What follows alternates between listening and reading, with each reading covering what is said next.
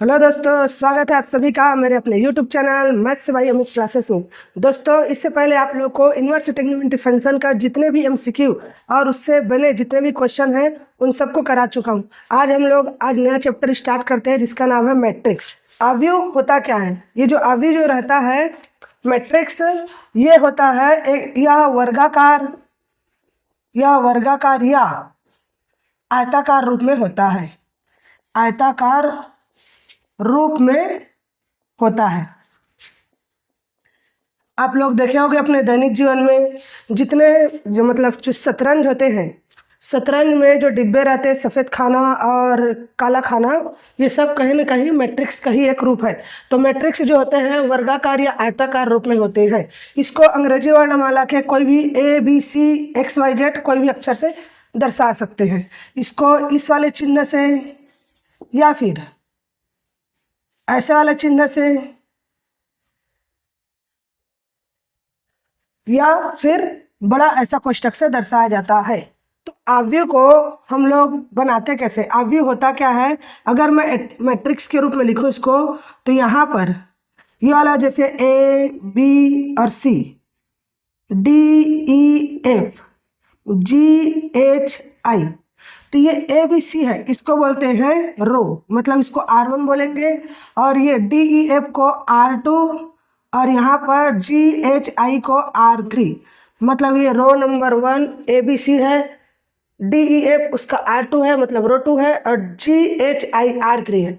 और इधर वाले को जो ऐसा खड़ी है ADG को, इसको बोलते हैं कॉलम नंबर C1, BEH को बोलते हैं कॉलम नंबर C2 और इसको बोलते हैं CFI को कॉलम नंबर C3। इस प्रकार से इसका एक क्रम होता है। क्रम, अगर आप लोग को क्रम पूछ दिया जाए तो क्रम को M × N बोलते हैं। जहाँ M को बोला जाता है पंक्ति मतलब इसको बोला जाता है रो, और इसको बोला जाता है कॉलम। इसको क्या बोला जाता है? कॉलम बोला जाता है, मतलब स्तंभ कहा जाता है।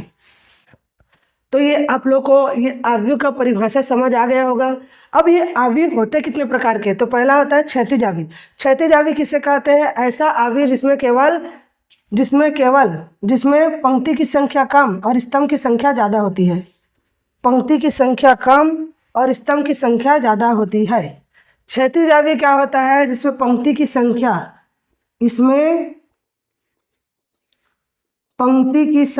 कम होती है और स्तंभ की संख्या ज़्यादा होती है। स्तंभ की संख्या ज़्यादा होती है, मतलब जैसे कि एग्जाम्पल ले रहा हूँ, जैसे कि मैट्रिक्स ऑफ A ले रहे हैं। यहाँ पर पंक्ति की संख्या कम रहेगा, जैसे A, B, C, D, E, F, G, H। तो देखिए दोस्तों, यहाँ पर पंक्ति कितने हैं? A, B, C, D, ये क्या है? R1 है, और ये क्या है? E, F, G, H, R2 है। जबकि यहाँ पर कॉलम की संख्या क्या होती है? ज़्यादा, इसलिए मैं इसको क्या लिखूँगा? पंक्ति की संख्या कितनी है? पंक्ति की संख्या 2 है और कॉलम की संख्या कितनी है? 4। तो इसका कोटि कितना हुआ? 2 × 4। तो ऐसे अवयव को कहते हैं क्षैतिज अवयव। ऊर्ध्वाधर अवयव किसे कहते हैं? जिसमें पंक्ति की संख्या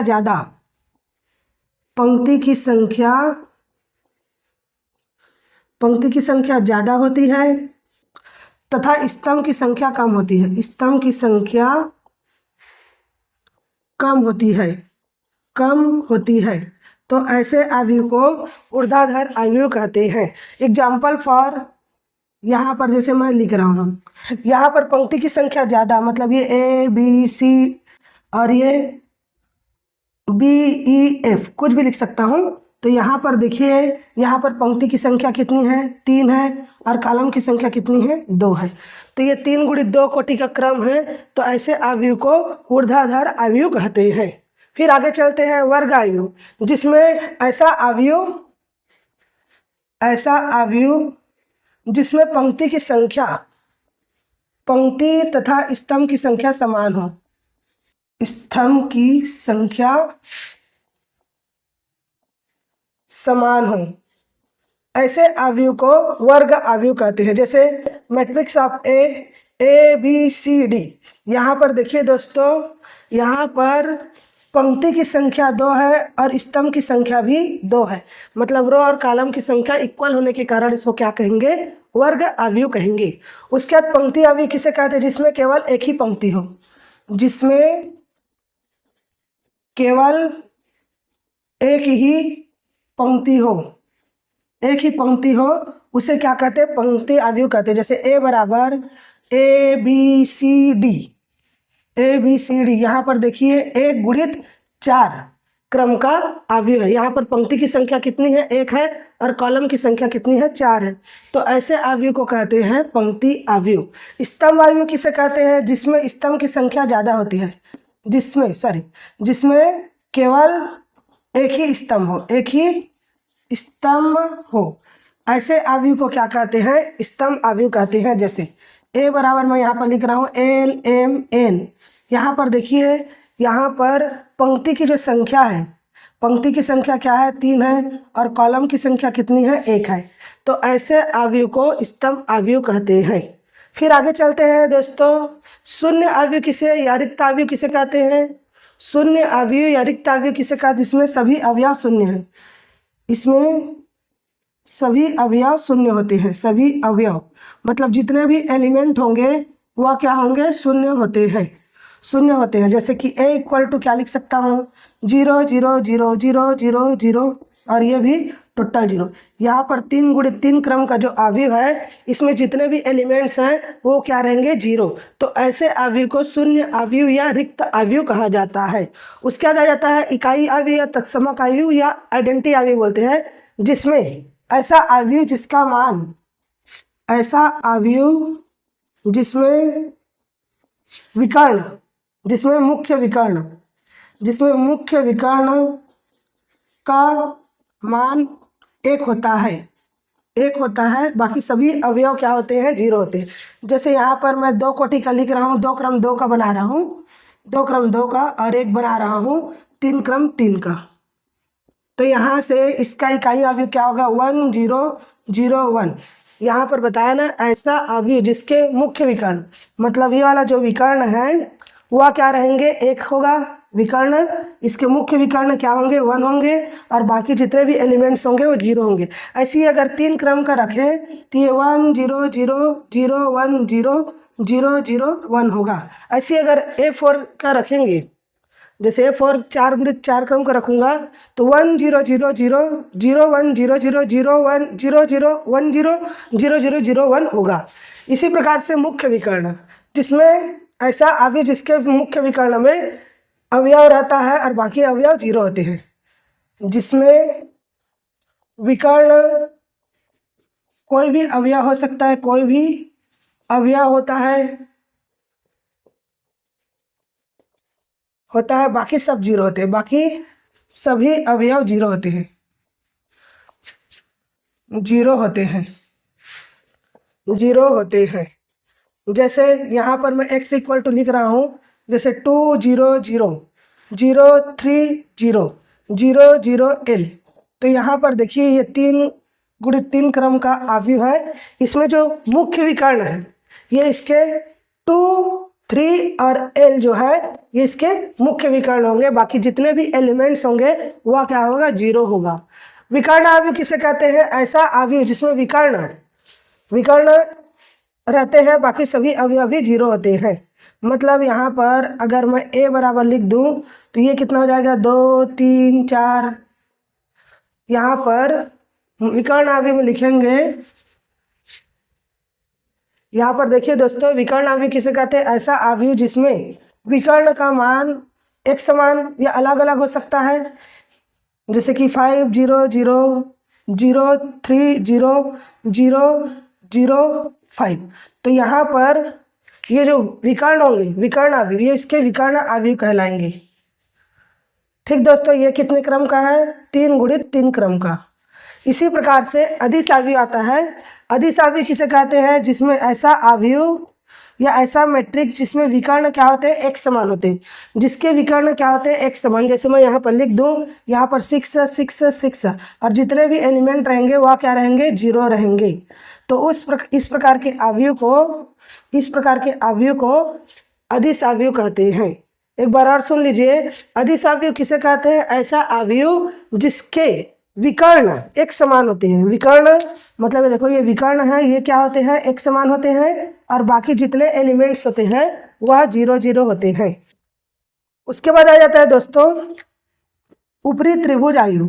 ऊपरी त्रिभुज आयु क्या होता है कि ऊपर में एक त्रिभुज बनाएगा और बाकी सभी अवयव 0 रहेंगे। जैसे कि यहाँ पर 5 6 4 0 3 4 0 0 6, यहाँ पर ये भी 0 रहेगा, यहाँ पर 0 नहीं दोस्त, 4 रख देते हैं। तो ये वाला जो ऊपरी वाला जो रहेगा, ऊपर में इस प्रकार सा एक ट्रेंगल बनाएगा इस प्रकार का, तो ऐसे अवयव को क्या कहेंगे? ऊपरी त्रिभुज आयु कहेंगे। और ये बाकी जो एलिमेंट है वह क्या रहेंगे? 0 रहेंगे। निम्न त्रिभुजी अवयव में क्या होता है?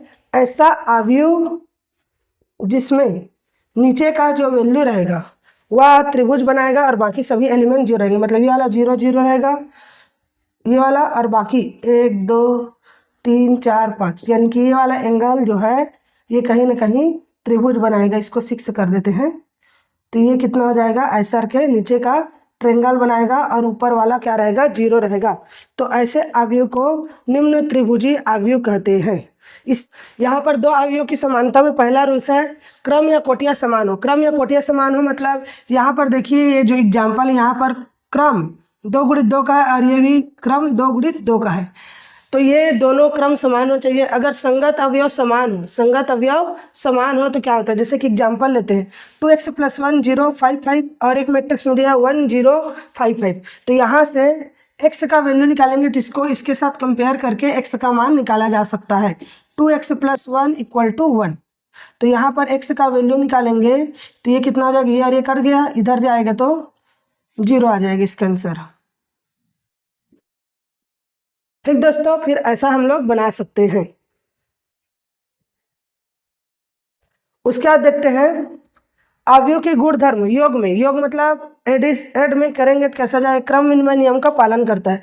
क्रम विनिमय नियम का पालन करता है मतलब अगर a + b है, a + b है तो इसके इक्वल में b + a आएगा। मतलब दोनों को अगर मैट्रिक्स ऑफ a और b को ऐड करेंगे तो उसका जो वैल्यू होगा मैट्रिक्स ऑफ b + a के इक्वल होगा।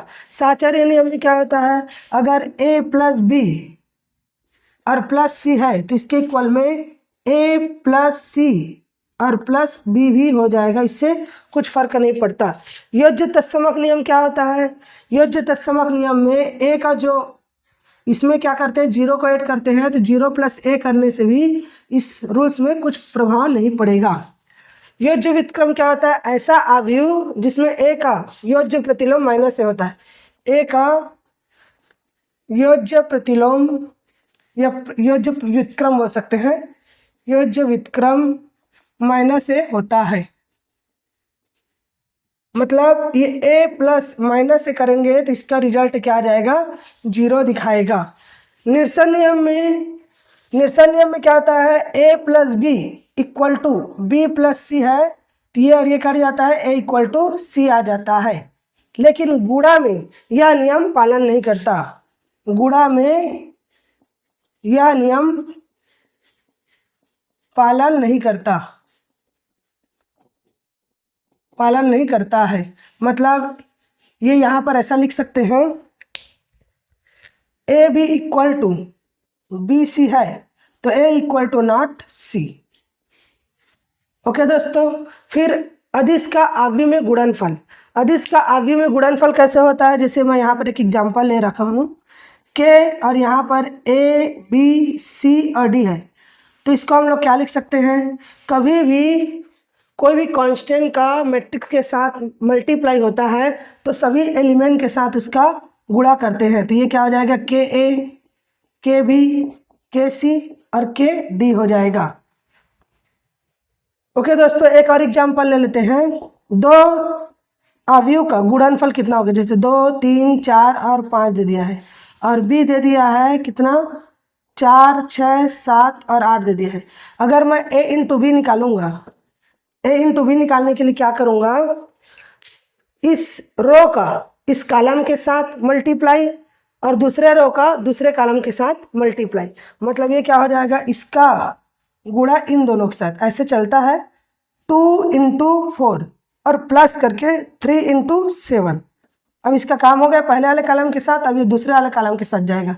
मतलब ये 2 × 6 प्लस 3 × 8 होगा। इसी प्रकार से 4 × अब इसका पारी खत्म हो गया 2 × 3 का। सेम प्रोसेस यहाँ पर भी करेंगे। 4 × 4 4 × 4 प्लस 5 × 7 4 × 6 प्लस 5 × 8 और जो भी आएगा इसका रिजल्ट है। तो a × b का अगर वैल्यू निकालेंगे तो a × b का वैल्यू क्या निकलेगा? ये 4 दूनी 8 धन 7 3 10 7 या 21, 6 दूनी 12 धन 8 या 24 और 4 चौक 16 प्लस 5 सत्ते 35 और 6 चौक 24 धन 5 अट्ठे 40। अब इसको हल करेंगे जो भी आएगा इसका आंसर हो जाएगा। इस प्रकार से दो अवयवों का गुणनफल निकाला जा सकता है। फिर अवयव के गुणन क्रिया के नियम में पहला क्रम विनिमय नियम। क्रम विनिमय नियम में क्या होता है?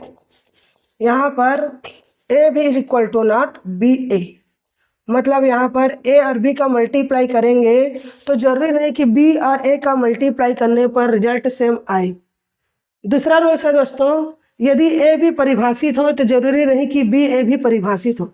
मतलब यहाँ पर एक एग्जांपल ले लेता हूँ। A बराबर अगर 2 3 4 5 6 4 और 1 2 3 है और यहाँ पर B के इक्वल में 2 3 1 4 5 6 7 8 9 है। तो ये अगर ऐसा है, अगर ये 2 3 4 5 और 7 6 है तो ये कितने का है? ये 3 × 3 का है और ये 2 × 3 का है। तो ये वाला और ये वाला जब एक समान है, मतलब ये 3 है तो ये भी 3 है, तो A भी परिभाषित होगा। A भी परिभाषित होगा। क्या बोल रहे हैं एक बार और समझिए। अगर यहाँ पर ये 3 × 3 है और ये भी 3 रहता, इधर 2 रहता, अगर ये 3 × 2 रहता और दोनों 3 3 रहता है, दोनों समान रहते, ये वाला 3 और 2 अगर इक्वल रहते ये वाला, तो A भी क्या होता? परिभाषित होता। लेकिन अभी ये इक्वल नहीं है इसलिए A भी परिभाषित BA नहीं है। समझ आया दोस्तों? फिर अगला आ जाते हैं परिवर्त अवयव। परिवर्त अवयव को किससे दर्शाते हैं? एक डैश या A⁻t से दर्शाते हैं। ये क्या होता है? जैसे कोई मैट्रिक्स दिया है A = 2 4 5 6 दिया है, ये 2 × 2 क्रम का है। अगर मैं इसका A⁻t या A डैश निकालूंगा परिवर्त अवयव, तो जो रो रहेगा वह कॉलम में और कॉलम जो रहेगा वह रो में चेंज हो जाएगा। तो ये 2 4 हो जाएगा और ये 5 6, तो ये इसका परिवर्त अवयव निकल गया। इस प्रकार से दोस्तों हमने बेसिक कॉन्सेप्ट लगभग पूरा कर लिया है। आगे का बेसिक कॉन्सेप्ट हम लोग आगे देखते हैं।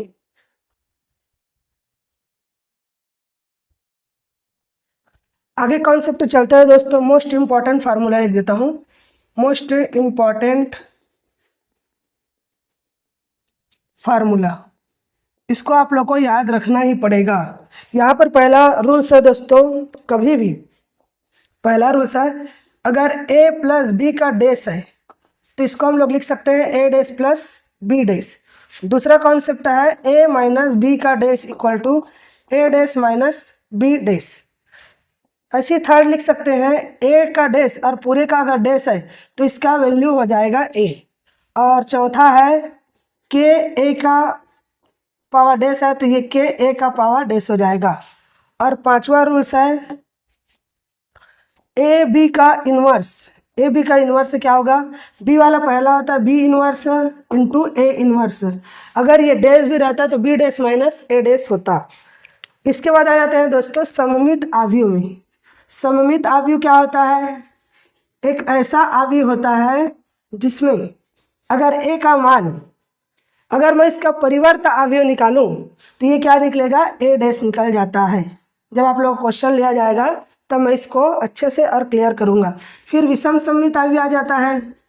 विषम सममित अवयव, विषम सममित अवयव क्या होता है दोस्तों? अगर A = क्या होता है? -A, मतलब A का वैल्यू -A के बराबर आ जाता है। उसके बाद आगे देखते हैं अव्युत्क्रमणीय अवयव। अविक्रमणीय आव्यूह एक ऐसा आव्यूह होता है जिसमें अगर मॉड ऑफ ए का वैल्यू जीरो के इक्वल होता है। अगर मैं इसका डिटरमाइनर्स निकालूं तो उसका वैल्यू हमेशा जीरो प्राप्त होगा। इसी प्रकार से व्युत्क्रमणीय आव्यूह होता है। व्युत्क्रमणीय आव्यूह क्या होता है? एक ऐसा आव्यूह जिसका डिटरमाइनर्स मॉड ऑफ ए का value is it not zero के इक्वल होता है। तो ऐसे आव्यूह को क्या कहते हैं? व्युत्क्रमणीय आव्यूह कहते हैं। कुछ रूल्स और याद रखना है, जैसे कि यहाँ पर x into A equal to अगर b है तो x का जो वैल्यू होगा a इनवर्स b के रूप में आएगा। इस वाले फार्मूला का भी यूज करेंगे। उसके बाद नेक्स्ट फार्मूला है सममित आव्यूह और विषम सममित आव्यूह का योग। विसम्मित आव्यूह एवं विषम सममित आव्यूह का योग, अगर इसका योग निकालो तो 1/2 होता है a प्लस a डैश और plus 1/2 a minus a dash के इक्वल होता है। ये वाला फार्मूला को भी आप लोग को अच्छा से याद करना है। चलिए दोस्तों आगे देखते हैं। मोस्ट इम्पॉर्टेंट फार्मूला में 5 कॉन्सेप्ट आप लोग को याद करना है। a प्लस b का अगर डैश है या पावर t है तो ये a dash plus b dash होता है। दूसरा a माइनस b का डैश करेंगे तो a dash minus b dash होता है। तीसरा a डैश का और डैश है तो इसका रिजल्ट केवल a आता है। चौथा फार्मूला है k a की पावर डैश है तो k a डैश आ जाता है। और पांचवा फार्मूला a इंटू बी का अगर इन्वर्स है तो ये क्या हो जाएगा? b इन्वर्स इंटू में a इन्वर्स आ जाएगा। फिर अगला फार्मूला में चलते हैं दोस्तों, अविक्रमणीय आव्यूह। अविक्रमणीय आव्यूह में डिटरमाइनर ए का वैल्यू हमेशा जीरो के इक्वल होगा। अगर इसका मैं सारणिक निकालूंगा तो मॉड ऑफ ए का वैल्यू हमेशा जीरो के इक्वल में होगा। अविक्रमणीय आव्यूह का और व्युत्क्रमणीय आव्यूह का होता है mod of A equal to not zero, मतलब इसका वैल्यू कभी भी जीरो नहीं हो सकता। व्युत्क्रमणीय आव्यूह, इसको मैं मोस्ट इंपॉर्टेंट लिख रहा हूँ IMP करके, इस फार्मूला का यूज करेंगे। लेकिन क्वेश्चन में जब आएगा तो मैं इस फार्मूला का यूज बड़े बड़े क्वेश्चन को शॉर्ट ट्रिक उड़ाने से के लिए इस फार्मूला का यूज नहीं करूँगा। ए इनवर्स इक्वल टू होता है एडजॉइंट ए अपान में मॉड ऑफ ए, इसको याद रखना दोस्तों। फिर लंबी का भी आ जाता है। लंबी का भी मतलब क्या होता है? जिसका मतलब a इंटू ए डैश करे तो इसका वैल्यू i के इक्वल में आ जाए, या a इंटू ए डैश करे तो ये भी i के इक्वल में आ जाए। और जहाँ अगर a स्क्वायर का मान निकालेंगे, a का मान निकालेंगे तो ये क्या आ जाएगा? डिटरमाइनर से का मान प्लस माइनस 1 होता है, याद रखना। वर्ग सम आव्यूह क्या होता है? अगर इसका मैं वर्ग करूँ, a का a इंटू ए निकालूँ तो इसका वैल्यू क्या आ जाता है? इक्वल a के बराबर आ जाता है। ऐसे आव्यूह को कहते हैं वर्ग सम आव्यूह। फिर अंतर्वलीय आव्यूह आ जाता है। इसमें a स्क्वायर का मान निकालेंगे तो ये i के इक्वल में आता है, इसलिए इसको याद रखना a square equal to i। Basic चीज़ बहुत ज़्यादा पूछा जाता है चैप्टर से, इसलिए एक फार्मूला है उसको अच्छे से याद करिएगा। शून्यभावी आव्यूह क्या होता है? यहाँ से a स्क्वायर का मान निकालेंगे तो इसका रिजल्ट जीरो आता है। फिर अगला में आते हैं दोस्तों एडजॉइंट ए या सखंडज या कोफैक्टर निकालने का फार्मूला। यहाँ पर एडजॉइंट ए बोल सकते हैं या सखंडज बोल सकते हैं इसको हिंदी में। ये फार्मूला क्या होता है? यहाँ पर इसका क्रम होता है A11 A12 A13 A21 A22 और ये A23। इसी प्रकार से ये A31 A32 और ये A33। हालांकि इस फार्मूला एडजॉइंट ए निकालने के लिए बोलेगा तो हम लोग इस फार्मूला के बजाय मैं आप लोग को शॉर्टकट ट्रिक से बताऊंगा कि एडजॉइंट ए कैसे निकालते हैं, जिससे आप लोग को ए इनवर्स निकालने में ज़्यादा टाइम नहीं लगेगा। फिर ये वेरी इंपॉर्टेंट कॉन्सेप्ट है, इसको मैं IMP बोल रहा हूँ, इसको आप लोग को अच्छे से याद करना है। यहाँ पर दिया a into adjoint A equal to mod of A. अब ये मॉड ऑफ ए कैसा होगा? अगर मैं यहाँ से एडजॉइंट ए का मान निकालूंगा तो A inverse into A mod of A, और ए इनवर्स और ए कट जाएगा तो मॉड ऑफ ए आएगा, और इसी को अगर मल्टीप्लाई में लिखते हैं तब भी इसके वैल्यू इक्वल के बराबर होता है। और ये adjoint A equal to mod of A N minus 1 होता है। Adjoint A into adjoint A का ए की power N minus 2 into A होता है। Fourth formula, adjoint A into adjoint A का डिटरमाइनर्स मॉड ऑफ ए या डिटरमाइनर से N minus 1 की पावर 2 होता है। कभी भी डिटरमाइनस ए की पावर एन रहेगा तो उसको बाहर में एन को कर सकते हैं। और ये एडजॉइंट इंटू ए की पावर टी का अगर डिटरमाइनर्स निकालेंगे तो एडजॉइंट ए और पावर में टी होगा। ये सब फार्मूला आप लोग को अच्छे से याद रखना है दोस्तों। आगे का फार्मूला हम लोग देखते हैं। तो आगे का कॉन्सेप्ट में चलते हैं दोस्तों। केले हैमिल्टन, ये क्या होता है ये थ्योरम, जैसे मैं यहाँ पर इसका फार्मूला लिख रहा हूँ, ए स्क्वायर माइनस यहाँ पर ट्रेस होता है, इंटू में ए होता है plus mod of A into I equal to 0। जैसे मैं एक एग्जाम्पल लिख रहा हूँ, ये फार्मूला को आप लोग अच्छे से याद कर लेना। इसमें इंटू में आई रहता है डिटरमाइनर्स ए के बाद।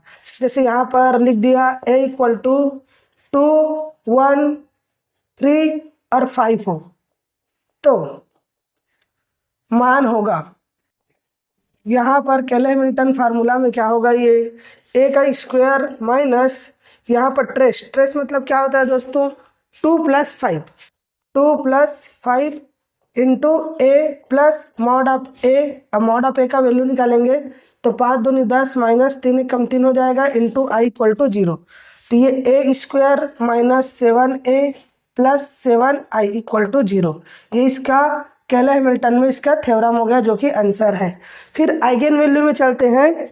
आइगन वैल्यू में ये matrix of A minus lambda I equal to 0 होता है।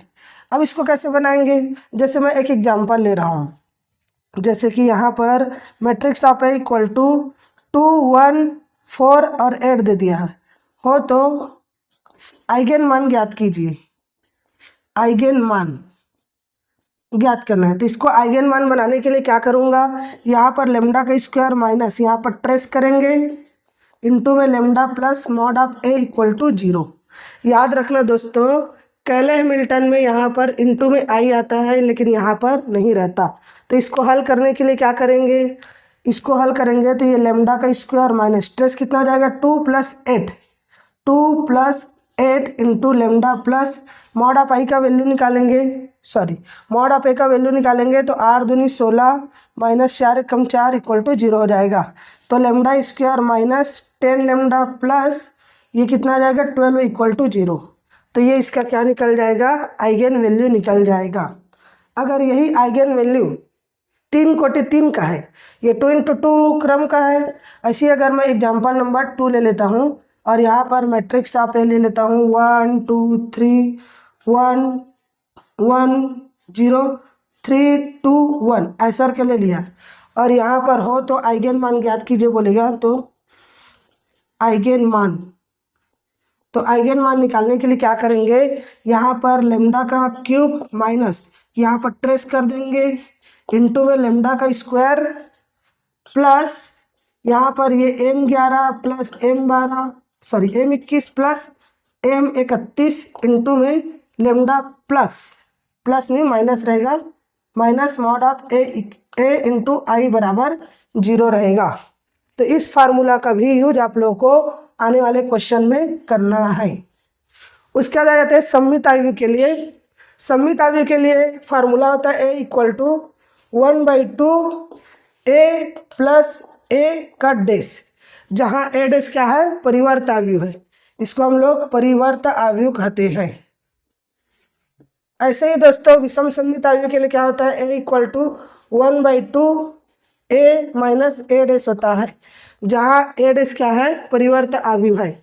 और अगर हम लोग सममित आव्यूह तथा विषम सममित आव्यूह का अगर जोड़ करेंगे या योग करेंगे तो ये क्या हो जाएगा, ये हो जाएगा 1/2 ए plus A dash plus 1/2 A minus A dash. उसके बाद चल जाते हैं नेक्स्ट कॉन्सेप्ट की तरफ। यहाँ पर एक क्वेश्चन उठा लेता हूँ, यदि ए equal to 4x+2, 2x-3 x+1 है, तो सममित अवयव x का मान ज्ञात कीजिए। एक बात याद रखना दोस्तों, कभी भी सममित अवयव पूछेगा और x का मान ज्ञात करने के लिए बोलेगा तो ये जो विकर्ण है या मुख्य विकर्ण, इसको हम लोग को छोड़ना है। सममित अवयव के लिए सममित अवयव में x का मान निकालने के लिए विकर्ण को छोड़ते हैं, विकर्ण को छोड़कर बाकी को बराबर लिखा जाता है, बराबर लिखा जाता है। अब इस क्वेश्चन के अकॉर्डिंग ये क्या हो जाएगा, 2x-3 = x+2। अब यहाँ पर x का मान निकालेंगे तो 2x - x = 2 + 3, तो ये x = कितना आ जाएगा 5, जो ऑप्शन नंबर कौन सा है, सी है। ऐसी एक और कॉन्सेप्ट याद रख लेना दोस्तों कि हमेशा विषम सममित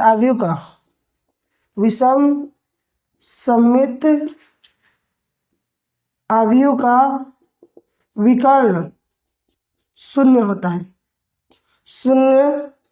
है। तो मैंने आप लोगों को जितना भी कॉन्सेप्ट बताया है, जितने भी फार्मूला बताया, उन फार्मूला को आप लोग को अच्छे से याद करना है। इससे क्या होगा, आने वाले जो क्वेश्चन है MCQ है, उनको आप लोग अच्छे से तैयारी कर सकते हैं, अच्छे से बना सकते हैं। तो ये बेसिक कॉन्सेप्ट आप लोग को कैसे लगा, आप लोग कमेंट करके बताइएगा। Thank you for watching.